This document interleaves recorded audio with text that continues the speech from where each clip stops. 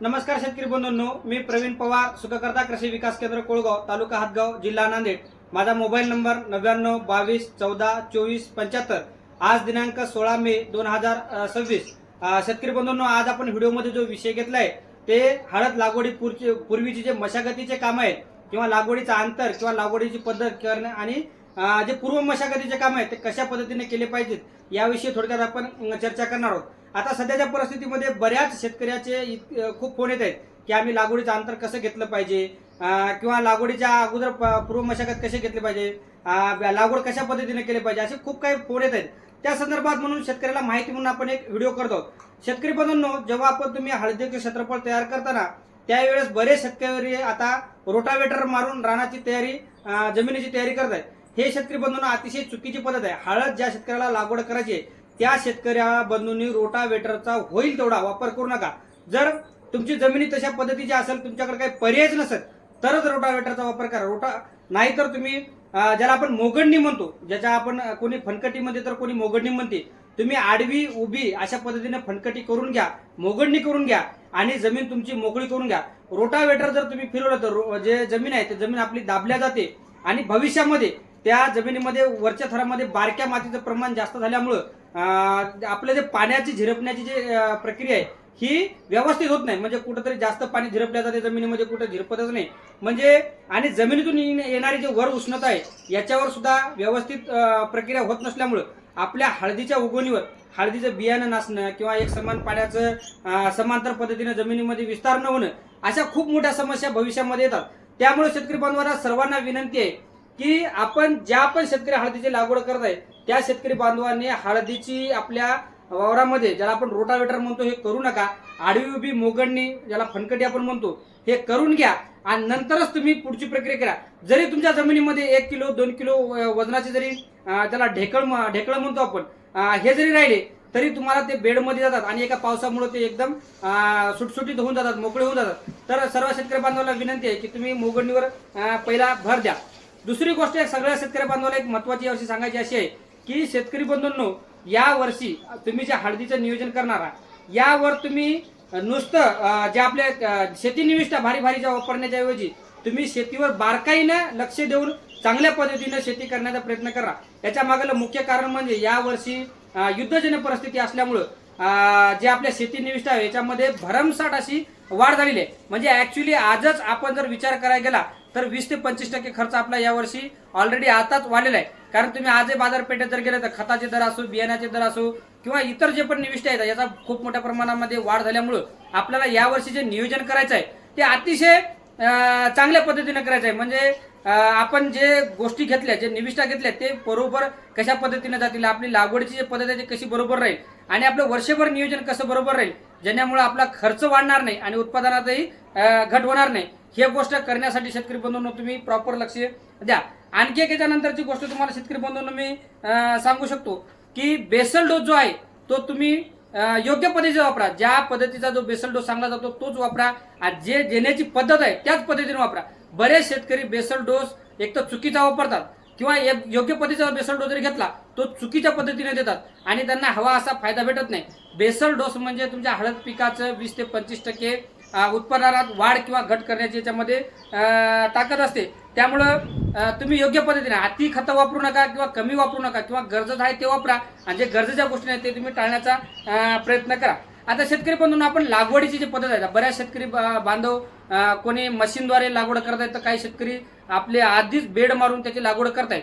तर आपण त्याच्यामध्ये जे सांगतोय त्याच्या पद्धतीमध्ये आपण जी पद्धत थोडक्यात समजून सांगण्याचा प्रयत्न करू.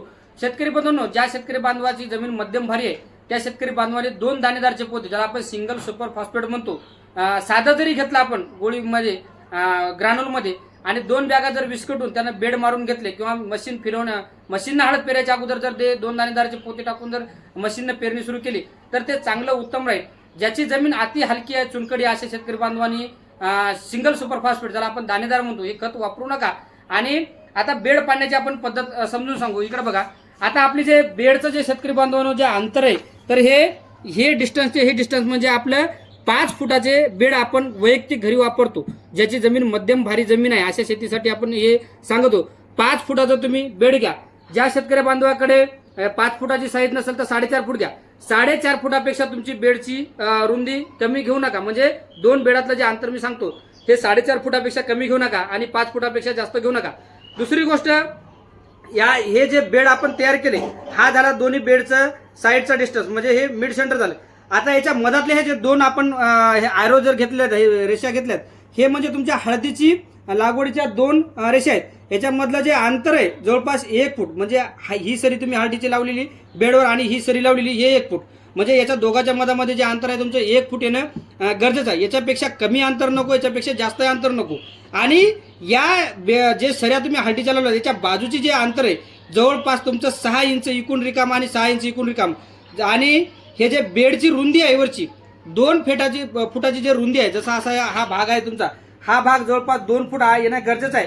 आणि तुमची जे लावलेली सरी आहे शेंगाची तिच्या दोन्ही साईडकडून तुम्हाला 6-6 इंच जागा रिकामी राहणं गरजेचं आहे. याचं कारण म्हणजे जेव्हा आपल्याला भविष्यामध्ये माती देण्याचं काम चालतंय किंवा आपल्या शेंगा उघड्या पडण्याची जी प्रक्रिया असते त्या पद्धतीने आपण जे माती रोटावेटरनं वर चढू पॉवर टिलरनं, ते माती आपल्याला वर जाऊन बसण्यासाठी गरज आहे. बरेच शेतकरी बेडला अशा पद्धतीची शीग आणतात, वारंवार माती देतात, वारंवार त्याच्यामध्ये रेझर चालवतात आणि मशागतीचे कामं करतात आणि त्याच्यावर ते माती वर चढवल्या जाते. सवत माती पावसामुळे ते पुन्हा खाली घसरल्या जाते. अशी चूक करू नका. शेंगाला झाडाला भिडून बरेच शेतकरी मशागत करतात, असं नाही. शेतकरी बंधूंनो, तुमची जे आहे बघा इकडे दाखवा, हळदीची हे जे आरो आहे म्हणजे आपण जे लाईन म्हणतो, ही जी लाईन आहे हिच्या दोन्ही साईडकडून तुम्हाला 6-6 इंच व्यवस्थित असं बेड रुंदावलेलं असणं गरजेचं आहे. असं जर पद्धत जर नसली तुमची तर शेतकरी बंधूंनो, तुमची जी माती देण्याची प्रक्रिया आहे आणि हळदीच्या उत्पन्नाची जी प्रक्रिया याच्यावर खूप मोठ्या प्रमाणामध्ये फरक पडू शकतो. एक लक्षात घ्या शेतकरी बंधूंनो, तुम्ही व्यवस्थित अंतर घेणं, व्यवस्थित मशागत करणं हळद व्यवस्थापनामध्ये अतिशय महत्त्वाचा विषय आहे. तुम्ही चुकीच्या पद्धतीनं कुठली कामं करू नका. आणि आता याच्यानंतर ज्या शेतकऱ्यांनी मशीननं बियाणं घेत असतील, पेरणी करत असतील, त्यांचे मशीनद्वारे जमिनीमध्ये खतं जातील, याच्यात काही वाद नाही. पण जे शेतकरी आधी बेड मारतील आणि त्याच्यानंतर लागवड करतील तर त्या शेतकरी बंधूंनो, तुम्ही या बेडवर कोळप्याच्या साह्यानं म्हणा किंवा जे कोणी त्याला मोगडा म्हणतो, असं म्हणजे ज्याच्या ज्या भागामध्ये असतं, जे सोयाबीनमध्ये आपण चालवतो, आमच्या भागामध्ये त्याला कोळपे असं म्हणतात, त्याला तुम्ही 2 मोगे बांधा. म्हणजे मागल्या साईडला 2 मोगे बांधा आणि हे ॲरोमध्ये तुम्ही व्यवस्थित 1 फुटाच्या सरीवर अंदाजे 1 फूट अंतर मध्ये सुटेल अशा पद्धतीनं जे तुमचा बेसल डोस आहे हा तुम्ही सरत्याच्या साह्यानं पेरून घेणं गरजेचं आहे. तुम्ही जर तसा बेसल डोस वरच्या वर जर टाकला तर जो पहिल्या सुरचा जो पाऊस असतो तो खूप मोठ्या प्रमाणामध्ये आदळणी पाऊस होतो किंवा वाहणीचा पाऊस होतो आणि याच्यामध्ये तुमचं बेसल डोस खूप मोठ्या प्रमाणामध्ये नुकसान होते. खतं वाहून जाण्याची प्रक्रिया खूप मोठ्या प्रमाणामध्ये घडत असते. असं होऊ नये.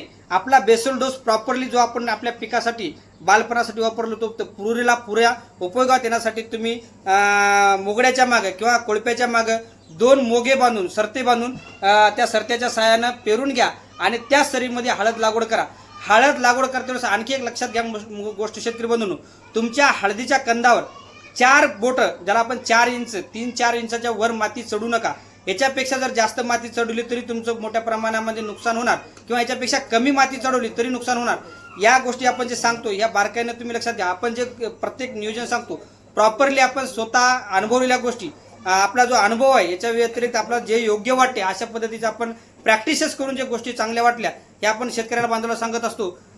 याच्यामध्ये आपण जे नियोजन सांगलं शेतकरी बंधूंनो, काही अडचण असेल तर माझा मोबाईल नंबर 99 22 14 24 75 याच्यावर तुम्ही संपर्क करू शकता आणि आपण आपले प्रश्न सोडून घेऊ शकता. धन्यवाद.